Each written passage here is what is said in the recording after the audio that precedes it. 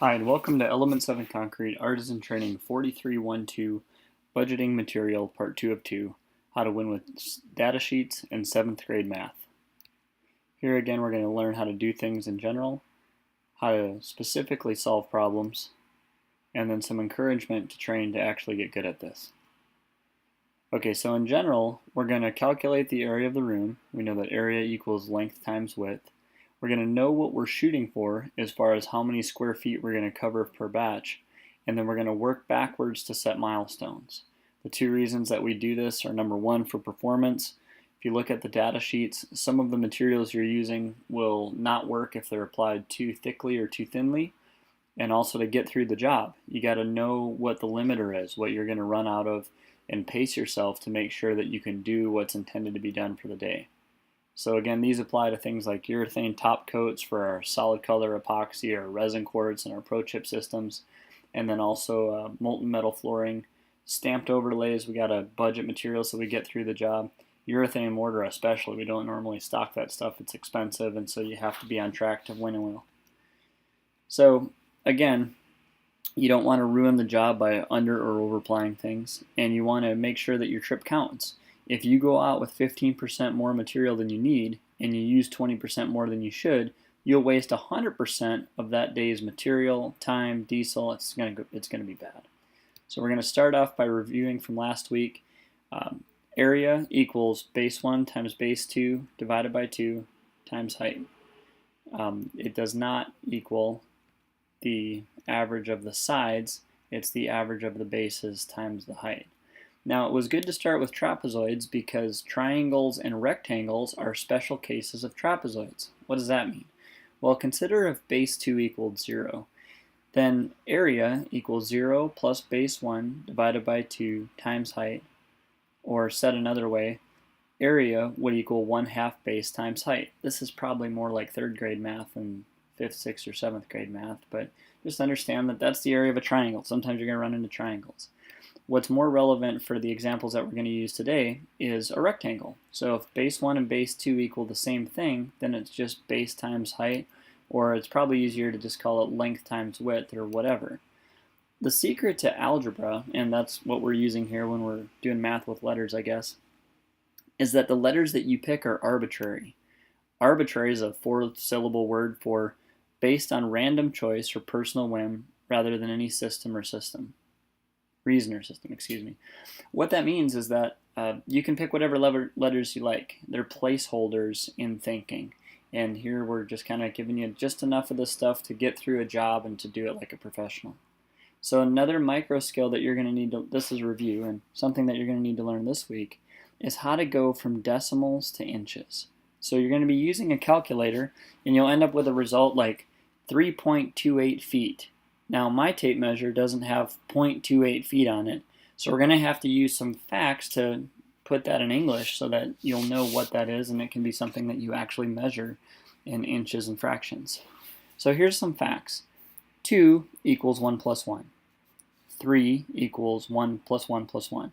Therefore, 3.5 can be described as 3 plus 0.5. It seems basic, but you got to know that. Second thing is that any number multiplied by itself is the same number. So 2 times 1 is 2, 3 times 1 is 3, 4 times 1 is 4. If you multiply by 1, nothing changes. Another identity is that any number over itself is 1. So 2 over 2 is 1, 3 over 3 is 1, 4 over 4 is 1. So anything over itself is 1. Now here's the kicker. One way to say something divided by another way to say something is 1. So we're going to use these identities to convert that 0.5, or in the case of the 3.28, the 0.28 into something that makes sense. Here's what I'm talking about. Okay, so 3.28 is the same as 3 feet plus 0.28 feet, is the same as 3 plus 0.28 feet times 1. Now 3 plus 0.28 feet multiplied by the identity of 12 inches over 1 foot. So again, the way you say it one way over the way you say it another way, if the it is the same thing, is 1, so nothing changes, means that you've got 3 feet and 3.36 inches. Now that's better because 3 inches is on my tape measure, and I can figure that 0.36, that's pretty close to a third. I can kind of eyeball a third of the way to 4 inches. That would be okay, but here's how to get it the rest of the way tight. 3 foot plus 3.36 inches equals 3 foot plus 3 inches plus 0.36 inches. And then anything times 1 is no different. And so we're going to multiply that 0.36 inches by the fact that there's 16 sixteenths. So our tape measure is divided into 16ths. We're going to work with that. So then we find out that we have 3 feet and 3 and 5.76 sixteenths. That's close enough to 6. And if you go back to 3rd grade, you'll know that 6 sixteenths reduces to 3/8. So then 3.28 feet is 3 feet 3 and 3/8 inches. 3 feet 3 and 3/8 inches is something you can actually measure on your tape measure.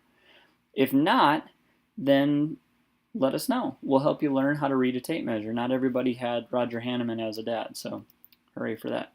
Again, I just want to encourage you, unless you're a 5th grade honor student, you're probably rusty at this stuff and it will be hard.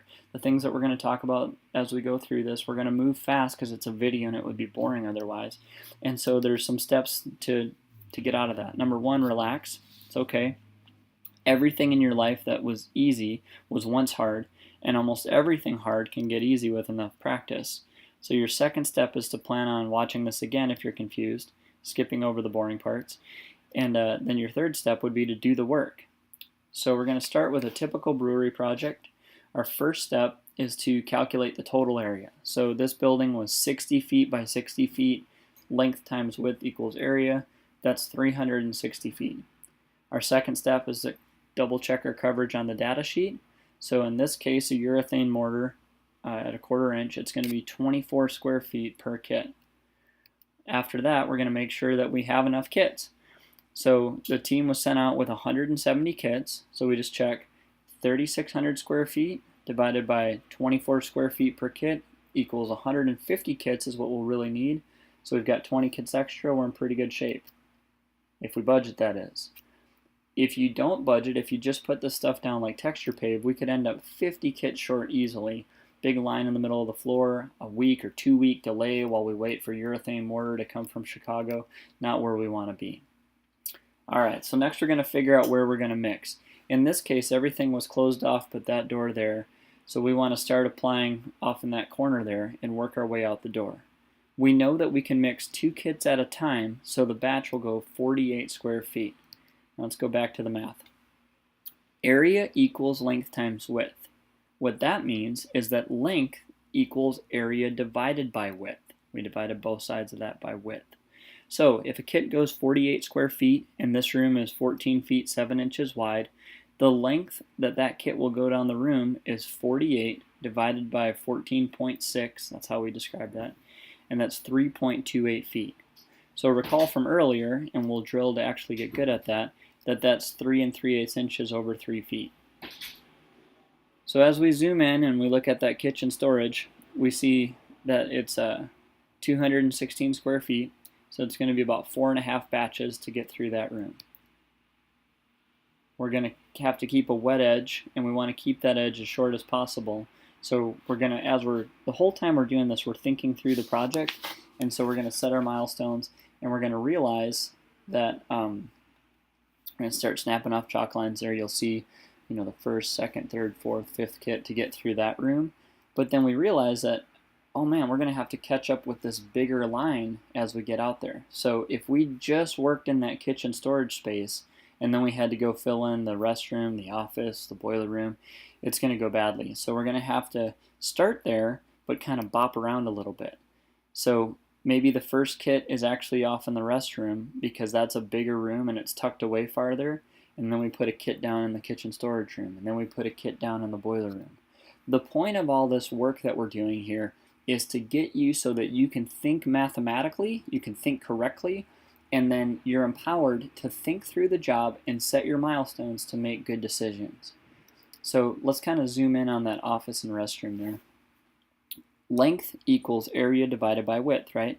So we know that we get 48 square feet out of every batch. The width of that room there is given on the plans, and we would just measure it on the job. It's 8 feet 9 inches, so that's 8.75 feet. So that means that every kit that we mix is roughly 5 feet 6 inches down the wall in that restroom, and that's where we're going to want to put our chalk line or a piece of tape or whatever. Again, length equals area divided by width. Every batch goes 48 square feet, so when we're in the office there, you can see it's 12 feet 5 inches wide. We're going to go 3 feet 10.5 inches down the wall for each kit, and that's where we're going to put our pieces of tape. So again, looking at the big picture, we're probably going to put our first kit in the restroom. Then we're going to put our second kit in the kitchen storage. Then we're going to do another kit in the boiler room. Then we're going to do another kit in the office. And then bopping back and forth, because ultimately we want to end up with a wet edge to go through the whole shop. We're starting off in the little rooms, and then we're doing the bigger rooms. Some more examples. This looks familiar.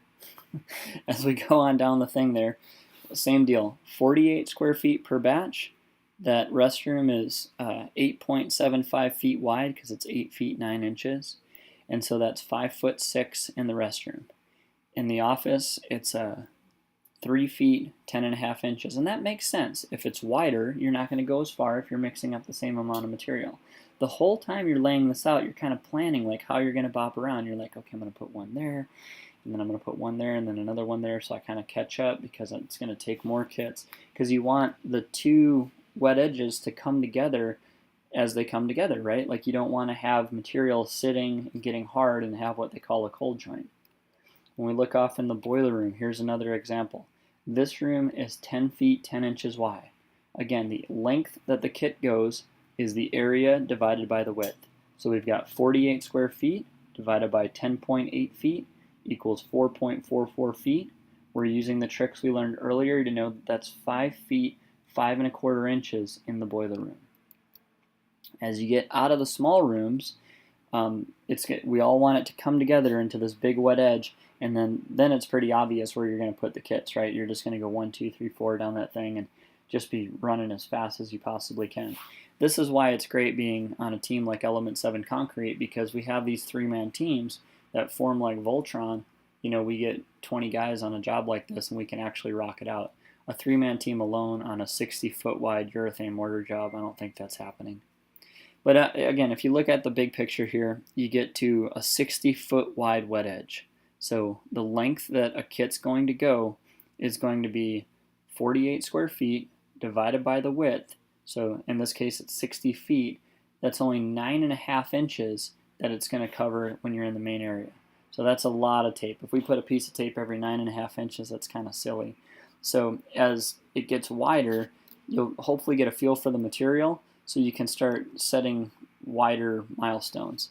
The kits that we're using here that we're talking about, they come in 6-packs, and we're mixing 2 kits per batch. So as you get into the wider area, it might make more sense to set them per 6-packs. So if you had 3 batches, that's going to be every 2 feet 4.5 inches. And we can go through the math on a worksheet. I don't want to bore you with the video. The real value of this training module is you doing the work. You can't just hear me talking about it and get any good about it. That's like reading a bodybuilding magazine and hoping to get bigger. You got to actually lift weights and eat food if you want to get bigger. If you're confident, you can set 2 case milestones every 4 feet 7 inches. So make little indicators on your stack of material, make indicators on your floor that, okay, every time we go through 2 cases, we're going to hit this. You can stretch those milestones out as far as what's reasonable, but you have to set some kind of milestones. You want to err on the side of over planning, and if possible, don't err. But you got to set some kind of milestones. Even if you're comfortable with 20 kit milestones, 8-foot things, you got to make sure that you're on track as you're going through that, or it's risky. Every batch of material that you're doing is a couple $100. On an example like this one, we're talking about several thousands of dollars, $7,000 or $8,000 worth of material. No, I take that back. You're talking about, just a lot of money. So you got to set milestones and know that you're on the way with that. Again, with why we're doing this. If you put some materials on too thick, they'll fail. If you put some materials on too thin, it fails. If you come up short, then the team really fails. The market will not pay for a fool who can't even budget material. And again, this is a primer for life. Budgeting material is a heck of a lot easier than budgeting money or budgeting time because there's less things that are going to jump up and seem like emergencies. So, little encouragement, how you're going to get great at this. First step is watch it again and again if needed. Go over this until it sticks. Be humble and do the work. Remember that being bad at math is like being bad at running marathons. It takes a lot of hard work over time to get good. And your potential is something that you can really change. I might not ever run half as fast as a guy from Kenya, but if I want to run a marathon, I have to grind for 10 or maybe even 20 hours a week for months. So you might never be Albert Einstein, but you can get better than 99% of the world with hard work. We appreciate you watching. Watch again if you have to, and do the work. Thank you.